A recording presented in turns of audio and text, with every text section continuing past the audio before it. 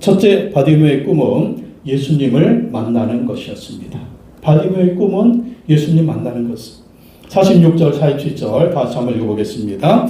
그들은 여리고에 갔다 예수께서 제자들과 큰 무리와 함께 여리고를 떠나실 때에 디메오의 아들 바디메오라는 눈먼 거지가 길가에 앉아있다가 나사렛 사람 예수가 지나가신다는 말을 듣고 다윗의 자손 예수님 나를 불쌍히 여겨주십시오 하고 외치며 말하기 시작하였다. 바디메오는요 시각장애인, 그리고 바디메오는 거지였습니다. 길가에 앉아서 구걸하며 먹고 사는 그러한 사람이었습니다. 그러니까 얼마나 정말 초라한 인생이었고 거지는 할 말이 없죠. 거지였다. 거지. 근데 이 바디메오의 마음에 어떤 마음이 있었겠습니까? 내가 보고 싶은데, 내가 정말 거지 인생이 아니라 정말 떵떵거리는 그런 인생을 한번 살아보고 싶은데 이렇게 거지로 살고 있으니 앞도 보이지 않으니 정말 그 마음에 낙심천만인 거예요. 그런데 그 마음에는 꿈이 있었어요. 내가 거지에 볼 수만 있다면, 내가 볼 수만 있다면, 그리고 이 거지 생활을 청산하고 정말 떵떵거리는 삶을 살 수만 있으면 얼마나 좋을까. 그런 생각하고 있는데 하루는 예수님에 관한 소문을 들은 것입니다. 사람들이 하는 말을 들었어요. 예수라는 사람이 죽은 사람도 살리더라. 예수라는 사람이 병든 사람도 고치더라. 예수라는 사람이 정말 모든 귀신 들린 사람들도 고쳐들어라. 이 말을 들은 거예요. 그래가지고 그분이 누구냐고. 그러니까 누군가 바디메오에게 예수님에 관한 이야기를 전해 줬습니다. 그러니까 그때부터 바디메오의 꿈이 생긴 거예요. 나도 예수님을 만나면 좋겠다. 나도 예수님을 만나서 나도 고침받으면 좋겠다. 맹인의 눈도 고친다고 하는데 아니 그런 분이 있느냐? 정말 그 위대하신 그 예수님을 만나면 좋겠다. 그래서 이 거지 바디메오가 꿈이 생긴 거예요. 예수님 만나는 꿈. 나도 예수님 만나면 좋겠다. 예수님 만나면 내 인생도 바뀔 수가 있었을 텐데 내 예수님 만나서 거지 인생을 청산하고 예수님 만나서 내가 정말 새로운 삶을 살면 좋겠다. 이 마음을 가지고 예수님 만나는 꿈을 가졌습니다. 그리고 어땠을까요? 하나님께 기도했을 것입니다. 하나님, 저도 예수님 만나게 해주세요.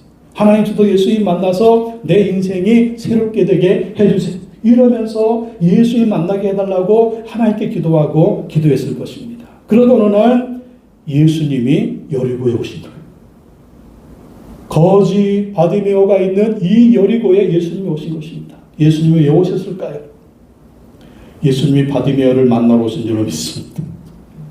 누가복음에 보면 예수님이 들어오실 때 누구 만나주셨어요? 삭개오 만나주셨죠. 이제 예수님이 여리고를 떠나가십니다. 떠나가면서 예루살렘에 입성하시고 예수님이 체포되시고 십자가에 죽으시고 부활하시잖아요. 여리고를 지나가는데 이제 그때 바디메오가 예수님을 만나게 되는 것입니다. 여러분, 우리도 예수님 소문을 내야 될 줄로 믿습니다. 예수님 소문 내야 돼요. 예수님 소문 내면 바디메오처럼 거지 같은 인생, 우리가 볼 때는 다 떵떵거리며 살죠. 근데 한번 딱 뒤집어 보면 인생이 어때요? 다 거지 같아요. 이 모양. 그 거지 같은 것이 돈으로 계산하는 것이 아니고 세상 기준이 아니라 영적으로 보면 얼마나 다 거지 같습니까? 초라하고 정말 그렇잖아요. 아름다운 인생, 복된 인생, 행복한 인생을 사는 사람이 얼마나 될까요? 썩어 없어질 것만 구하며 사는 인생들, 영혼을 모르는 인생들, 천국을 모르는 인생들, 부활을 모르는 인생, 그저 앞에 있는 돈만 추구하다가 거기서 그냥 그것만 쫓아다니고 그러다 죽으면 지옥 갈 건데, 그러니 영적으로 거지 아닙니까? 그리고 얼마나 또 질병과 고통과 저주 가운데 있는 사람들이 얼마나 많습니까? 말을 안 해서 그렇지, 말을 못해서 다 그냥 얼굴로 웃고 있지만 그 뒷면에는 다 슬픔도 있고 고통도 있고 아픔도 있잖아요. 말을 안 해서 그렇지. 그러다 보니 예수님 얘기해 주는 거예요. 예수님 만나니까 이렇게 좋더라. 나 예수님 만나서 이렇게 좋더라. 이렇게 좋더라. 그 앞에서는 어때요? 비웃는 인간들도 있죠. 그 인간들 무시하세요. 속으로는 부러워할 겁니다. 왜? 보니까 저 양반은 나보다 별로 잘난 것도 없는데, 나보다 별로 가진 것도 없는데, 나보다 별로 내세울 것도 없는데 왜 저 얼굴은 저렇게 행복해 보이지? 왜 저렇게 저 얼굴은 행복해 보이지? 왜 저 말 속에는 힘이 있지? 왜 저 사람의 삶 속에는 능력이 있지? 왜 저 사람의 삶 속에는 소망이 있지? 나에게 없는 것이 있는데 속으로는 부러워할 거예요. 그리고 예수님 소문 내면 그들도 언젠가는 예수님을 만나게 될 줄을 믿습니다. 이 바디메오처럼 어려움이 생기면, 고난이 생기면, 시련이 생기면 그 예수님 만나러 오게 되는 거예요. 여러분, 우리가 왜 축복입니까? 예수님 만나게 축복인 줄로 믿습니다. 여러분, 우리가 실패하고요, 우리가 가난하고요, 우리가 정말 안 되고요, 우리가 이렇게 정말 낮아지는 모습이 있었기 때문에 예수님 찾아온 거예요. 여러분, 떵떵거리며 잘 먹고 잘 살고 사업도 잘 되고 막 모든 일이 잘 되고 자식도 잘 되고 막 건강하고 막 모든 게 잘 됐다. 그런 예수님 찾아올까요? 하나님께 올까요? 응? 그러다 죽으면 어디 가요? 지옥 가는 거잖아요. 그러니까 여러분, 안 되는 것도 축복인 거 믿으시기 바랍니다. 할렐루야. 안 되는 것도 축복이에요. 가난한 것도 축복이에요. 내가 연약한 것도 축복이에요. 왜? 하나님의 은혜가 아니면 살 수가 없습니다. 이렇게 고백하고 주님께 나올 수가 있으니까 이게 축복인 거예요. 모든 게 잘 돼 보세요. 사업도 잘 돼 보세요. 자식도 잘 돼 보세요. 하나님 안 찾아요. 천국 뭐 부활 필요 없어요. 그냥 그게 좋은 거예요. 이게 축복입니까? 저주입니까? 그게 저주예요. 그게 저주. 그래서 내 인생에 실패가 있다. 그게 축복인 거 믿으시기 바랍니다. 그 마음이 연약하니까 주님 찾는 거예요. 주님 의지하는 거예요. 하나님의 은혜가 아니면 내가 살 수가 없습니다. 이렇게 주님 앞에 나오니 이런 축복이 어디십니까? 그러다 주님 의지하고 주님 만나고 주님 경험하고 주님의 능력으로 살아가고 천국수나 부활 소망 가지고 살아가니 일이 얼마나 큰 축복입니까? 그렇게 떵떵거리고 살아도 오늘 밤에 죽으면 어떻게 할까요? 오늘 밤에 죽으면 어떻게 할까요? 뭐 죽음이 예고하고 오나요? 난 100년 천년 살까 이 마음 가지고 살죠. 근데 갑자기 오는 게 죽음이라는 건데 하나님이 부르시면 다 가야 되는데 주님 앞에 서서 천국 가고 부활의 이 소망 얻으면 얼마나 큰 축복입니까? 그래서 우리가 연약한 것, 때로는 실패한 것, 이게 주님을 찾는 명분이 되니까 이게 축복이다. 바디메오는 예수님 만나기 위해서 메시아로 믿고 부르짖습니다. 예수님 부를 때 바디메오가 뭐라고 불러요? 다윗의 자손 예수님. 다윗의 자손 예수님. 다윗의 자손이 뭡니까? 다윗의 자손이 뭐예요? 메시아죠.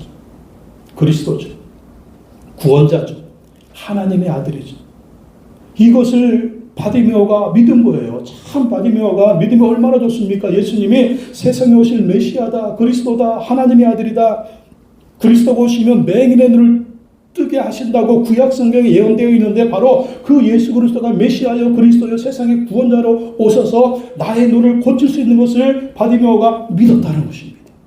이 바디메오는 어떤 믿음이에요? 바디메오는 거지였지만 바디메오의 믿음은 하늘의 믿음을 가지고 있었습니다.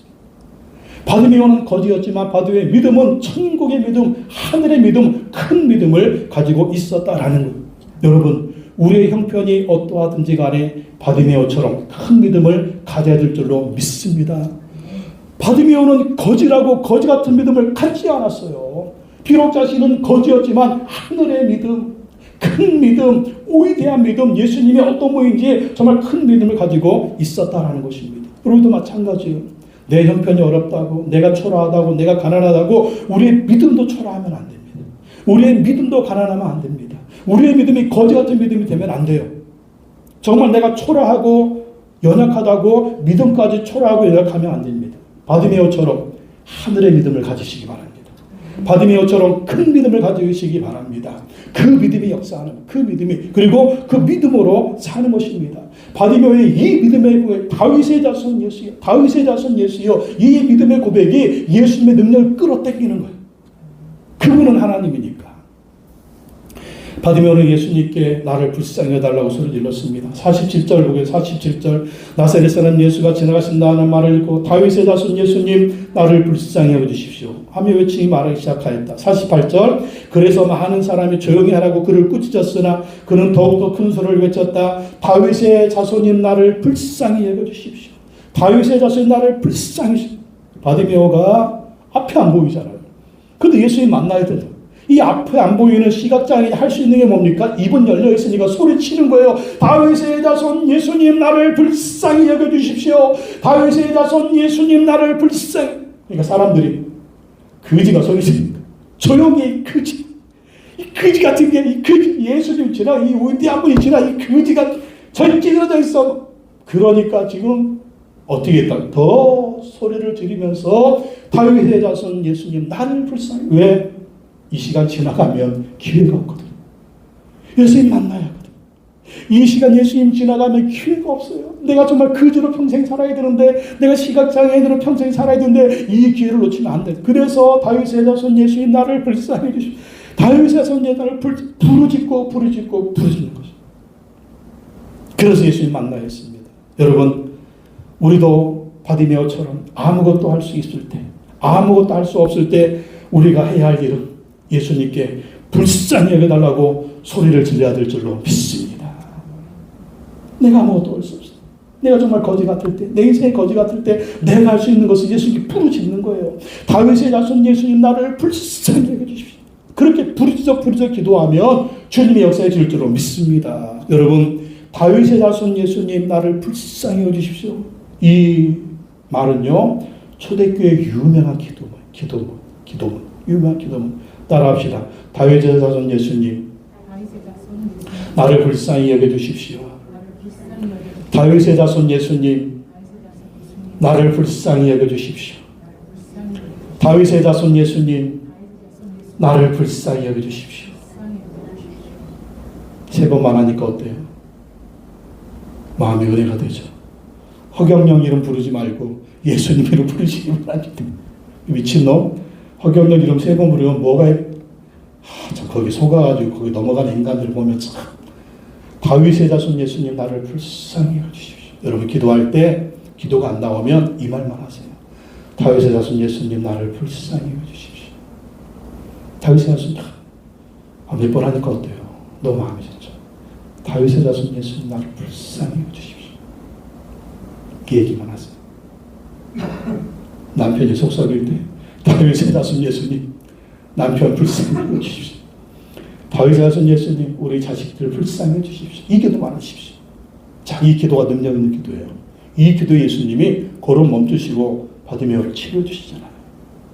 다윗의 자손 예수님 나를 불쌍히 해주십시오. 이렇게 주님께 기도하고 기도하시기 바랍니다. 주님이 역사에 줄 줄로 믿습니다. 에레미야 33장 3절 말씀 다시 읽어보겠습니다. 시작. 너는 내게 부르짖으라. 내가 내게 응답하겠고 내가 알지 못하는 크고 은밀한 일을 내게 보이리라. 바디메오의 부르짖음 예수님이 응답해 주시는 거예요.